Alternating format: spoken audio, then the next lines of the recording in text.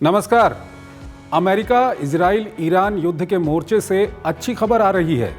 अमेरिकी राष्ट्रपति ट्रंप ने घोषणा की है कि अमेरिका और ईरान के बीच पिछले 2 दिनों में मध्य पूर्व में टकराव के पूरी तरह समाधान को लेकर बहुत अच्छी और सकारात्मक बातचीत हुई है।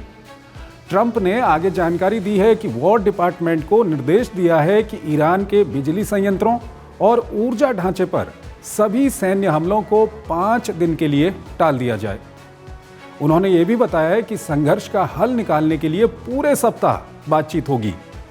ये एक अच्छी खबर है, लेकिन यहाँ जिस तरह के हालात इस युद्ध के कारण बने हैं, उससे दुनिया के विभिन्न देशों में ऊर्जा सुरक्षा को लेकर चिंता बढ़ गई है। युद्ध अगर पूरी तरह रुक भी जाए तो लंबे समय तक इसका असर देखा जाएगा।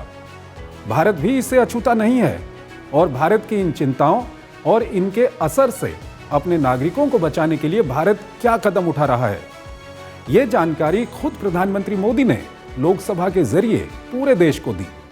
इस वीडियो में हम आपको बताएंगे कि पश्चिम एशिया में गंभीर होते हालातों को लेकर पीएम मोदी ने क्या कहा, प्रभावित देशों में रह रहे भारतीयों को लेकर पीएम मोदी ने सरकार द्वारा उठाए गए कदमों को लेकर क्या कहा, कच्चे तेल और गैस को लेकर क्या बोले पीएम मोदी, इस वैश्विक संकट के भारतीय अर्थव्यवस्था पर असर को लेकर पीएम मोदी ने क्या कहा, इस संकट से हमारे किसानों को बचाने के लिए सरकार का क्या प्लान है, वहीं युद्ध को लेकर भारत का पक्ष क्या है और भारत क्या कूटनीतिक प्रयास कर रहा है।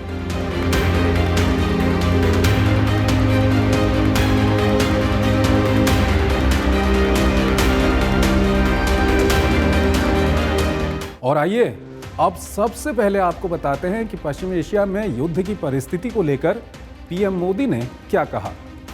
पीएम मोदी ने कहा कि युद्ध का असर पूरी दुनिया में अर्थव्यवस्था और आम आदमी की जिंदगी पर पड़ रहा है।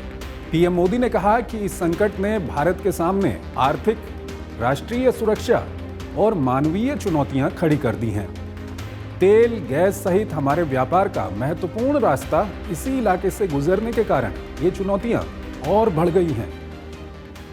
भारत के सामने भी इस युद्ध ने अप्रत्याशित चुनौतियां खड़ी कर दी हैं। ये चुनौतियां आर्थिक भी हैं, नेशनल सिक्योरिटी से जुड़ी भी हैं और मानवीय भी हैं। युद्धरत और युद्ध से प्रभावित देशों के साथ भारत के व्यापक व्यापारिक रिश्ते हैं।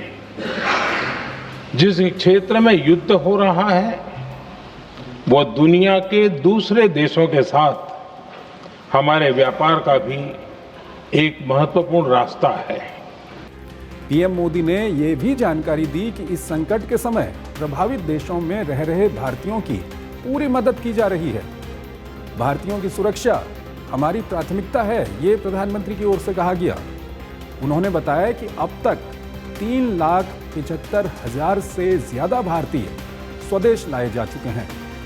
खाड़ी देशों में सीबीएसई के स्कूलों में पढ़ने वाले भारतीय छात्रों को देखते हुए सीबीएसई ने अभी 10वीं और 12वीं की परीक्षा रद्द कर दी है।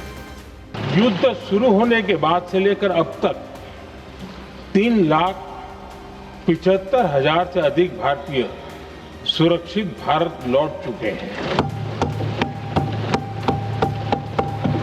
ईरान से ही अभी तक लगभग 1,000 भारतीय सुरक्षित वापस लौटे हैं। वहीं कच्चे तेल, गैस और फर्टिलाइजर पर बोलते हुए पीएम मोदी ने कहा कि सप्लाई प्रभावित न हो, लोगों को परेशानी न हो, इसके लिए सरकार लगातार प्रयास कर रही है। घरेलू एलपीजी को प्राथमिकता दी जा रही है। एलपीजी का घरेलू उत्पादन बढ़ाया गया है। पीएम मोदी ने यह भी बताया कि बीते 1 दशक में जो कदम उठाए गए थे उसका फायदा यहां हो रहा है। उन्होंने देश में कच्चे तेल के रणनीतिक भंडार, अलग अलग देशों से कच्चे तेल की खरीद बढ़ाना, पेट्रोल में एथेनॉल ब्लेंडिंग, रेलवे का अधिकतम इलेक्ट्रिफिकेशन, मेट्रो नेटवर्क का विस्तार और बिजली चलित वाहनों का जिक्र किया। पीएम मोदी ने यह भी बताया कि विभिन्न देशों से बातचीत के बल पर भारत होर्मुज से कच्चे तेल और गैस के जहाज लाने में भी कामयाब हो रहा है। हमारा प्रयास है कि तेल हो, गैस हो, फर्टिलाइजर हो, ऐसे हर जरूरी सामान से जुड़े जहाज भारत तक सुरक्षित पहुंचे। हम अपने सभी वैश्विक सहयोगियों के साथ निरंतर संवाद कर रहे हैं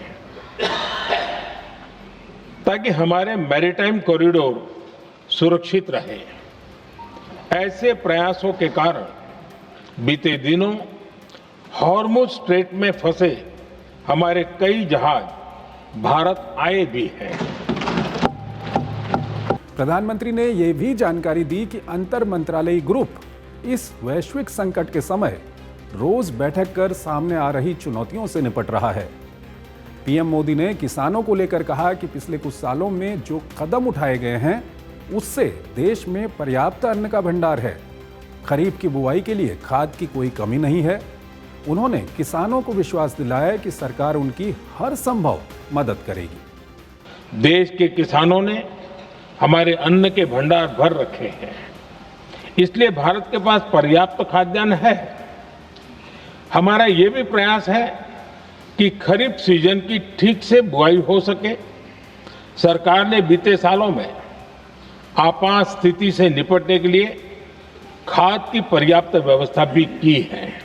प्रधानमंत्री ने यहां आने वाली गर्मी के सीजन को देखते हुए बिजली की उपलब्धता पर भी अपनी बात रखी।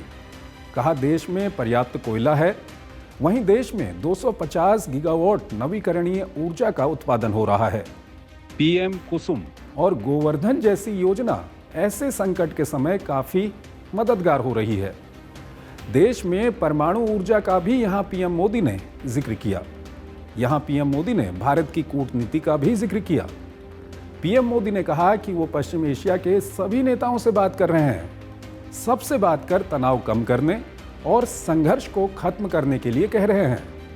ऊर्जा संस्थानों, नागरिक इंफ्रास्ट्रक्चर और वाणिज्यिक जहाजों पर हमले की निंदा की गई है। पीएम मोदी ने यहां फिर कहा कि बातचीत और कूटनीति से मामले का हल संभव है। सभी पक्षों को शांतिपूर्ण समाधान के लिए भारत प्रोत्साहित कर रहा है। शुरुआत से ही हमने इस संघर्ष को लेकर अपनी गहरी चिंता व्यक्त की है। मैंने स्वयं भी पश्चिम एशिया की सभी संबंधित नेताओं से बातचीत की है। मैंने सभी से तनाव को कम करने और इस संघर्ष को खत्म करने का आग्रह किया है। पीएम मोदी ने यहां ये भी जानकारी दी कि इस संकट का कुछ लोग गलत फायदा उठा सकते हैं, इसलिए कानून व्यवस्था, सीमा सुरक्षा, तटीय सुरक्षा और साइबर सुरक्षा जैसे क्षेत्रों को सतर्क और चाक चौबंद किया गया है। प्रधानमंत्री ने राज्य सरकारों को जमाखोरी और कालाबाजारी को रोकने के लिए भी त्वरित कदम उठाने को कहा। साथ ही उन्होंने कहा कि जैसे कोरोना के वक्त देश ने एकजुट होकर संकट का सामना किया, वैसे ही इस संकट का भी देश सामना करेगा।